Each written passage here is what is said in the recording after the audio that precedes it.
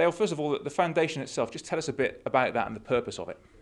Well, the purpose of the foundation is to take the message of sustainability into the world of sport. It's as simple as that. There's an awful lot that sport can do to green up its act, and we're here to kind of point the way.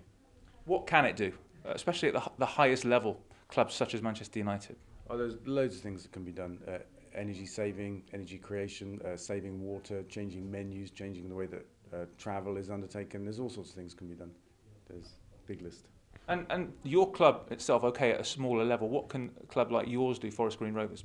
I can tell you some of the things we've done, if that's helpful. We've taken our pitch organic. That's the first. Nobody's done that before. We've got electric groundskeeping equipment, so we've got a little robot that mows the lawn itself. It's powered by the sun, which is quite amazing. We've got solar panels on the roof, which power the stadium. We collect rainwater to irrigate the pitch. We changed the menu. We took red meat off because, that's an ecological problem, as well as being bad for people's health. And they're the things I can think of right now. But Gary, why is this a passion of yours?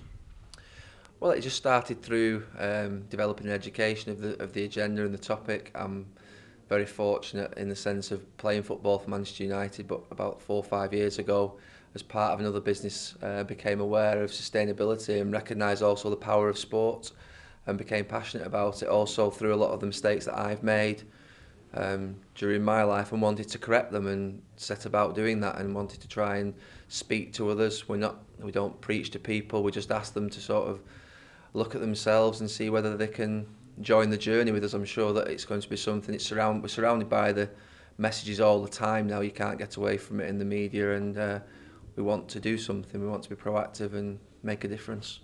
Can it make a difference if something like Manchester United, a massive industry, a business like Manchester United, takes a lead in this? Can that make a difference further down the line? I think that sport and Manchester United, but certainly Premier League, all the big organisations can take the lead. I think that if you look at the issue that has to be dealt with over this next 15, 20 years to meet the government's target, there needs to be leaders, and certainly sport, it brings people together. Sometimes it's difficult for government to get message out there, but it's very simple for sports people, sports organisations to get the message out there, because people follow sports. I think that's where we believe the two can marry together, and Manchester United are a part of that. Is it difficult to get the level of interest? Because I suppose it's not what people would say is a sexy subject. People are talking about football, talking about transfers and money and scandal and other things, and this is way down the line. So is it difficult to get this on the agenda properly? Well, it is difficult to get it on the agenda compared to the issues that you've just mentioned, because that's what people in the media are driven by nowadays. But however, they're surrounded by it every day. Energy shortage, energy crisis, we're here all the time. Every time you go and put your petrol in your car, the person on the street feels it. Every time they pay a gas bill, an electric bill, they feel it. So it is there. It's about how do you make that sexy. It's difficult, but I think sport is something that people feel they can follow, listen to. You think of the viewing figures into the sort of tens of millions watching the big sporting events.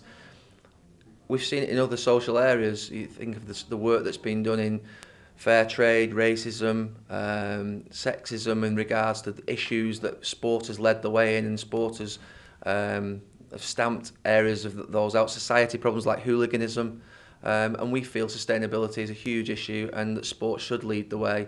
And can lead the way. That's the most important thing. It can lead the way. Back to you. United are bringing it. United 11 side on the 5th of August coming to your club. First of all, how significant is that for you? Well, it's fantastic. We're chuffed as a football club on the one hand, but on behalf of the foundation as well, it's fantastic, because it will draw great attention in Gloucestershire and nationally to the issues that we're trying to raise, to the existence of the foundation and the work that we're trying to do. I mean, Man U coming to Stroud to play Forest Green Rovers, who have set out to become the greenest football club in the world, is just a great thing. Yeah, how much publicity do you think you could use from that for the foundation? Because Manchester United coming to town, any town, frankly, is big news, isn't it?